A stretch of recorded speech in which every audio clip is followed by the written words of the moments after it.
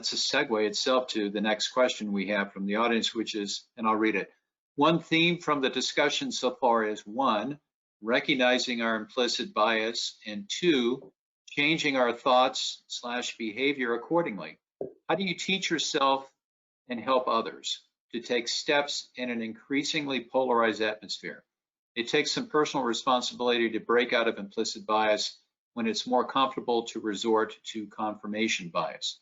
So, Dr. Crawford, let me turn to you and ask you that, and then let me turn to Tammy Curry to talk about that from an employment or HR standpoint, and then Doris and Brian, of course, as far as a legal or client or professional standpoint. So, Dr. Crawford, you first.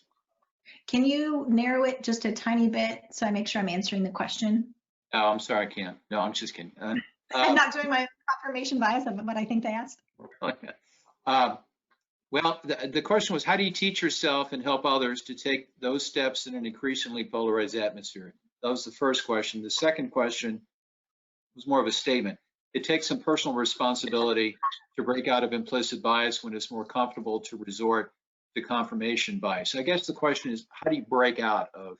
How do you learn to be able to take that hard, tough look in the mirror, to honestly look at yourself, and to learn to break out of that bias, to debias or to minimize or eradicate the implicit bias? Mm-hmm.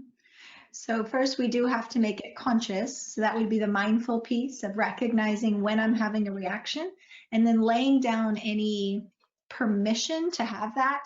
And that's one of the hardest things I deal with people, is they will always give you an example. Yeah, but this event happened, so I am justified because they did do this to me. This event is real. The event is real, but now I'm responsible for the residue I allow and the filters that I maintain inside of me. So when I realize my own filters, emotions, prejudice, reactions, even discrimination that might come out of me, instead of, oh, well, it was deserved, blah, blah, blah, really taking the time with humility and curiosity to say, I need to process this and start figuring out any of the tender spots inside of me that might be triggered by a person, a situation, or when I feel out of control or outnumbered or overwhelmed or unsafe. Any of those biases can activate old triggers. And a lot of us have life events, small t triggers, small t traumas that affect us. And then that continues to kind of lump in life experiences because of self-fulfilling prophecies. If I walk into a party and my arms are closed and I've got this kind of body language, people are going to respond to me the way I think they are. So then that continues to keep me in that posture of the confirmation bias. Well, see, I knew all X people are like this.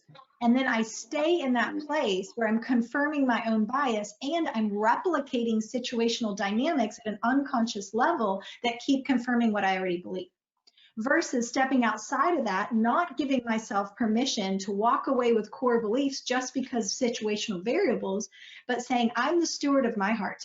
I'm not allowed to have weeds that stay there. So when I realize that, that's now incumbent on me to process that, to process it with safe people.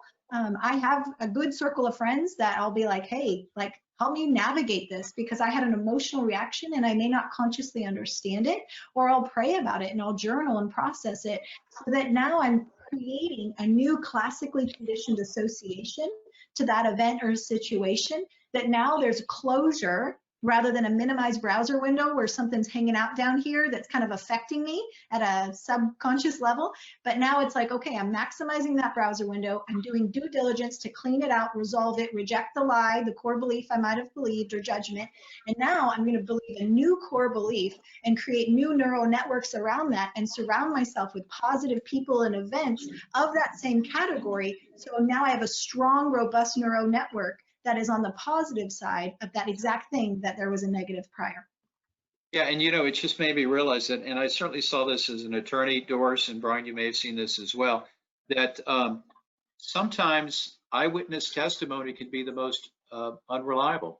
You can have 10 people witnessing something, and you're going to get 10 different versions of something. And the question is, well, why? Well, because it's a filter, maybe it's a bias, whatever. So there it's their perception of what they're seeing, and you think, well, they all saw the same thing. They should be able to see that the light was red or the car was blue or whatever. But sometimes, Doris and Brian, I'm sure you can back me up on this, that sometimes that testimony is not necessarily reliable, even though you would think it would be because it's eyewitness testimony. And I would assume, Doctor, that kind of, in a very simplistic way, weaves into what you were saying, that you're kind of filtering it. Your brain is filtering it. So what you're relaying is what you saw, but filtered with whatever preconceptions or stereotypes or biases that you have. Doesn't make you prejudicial. It's just that's the way you're wired, and that's the way you see that.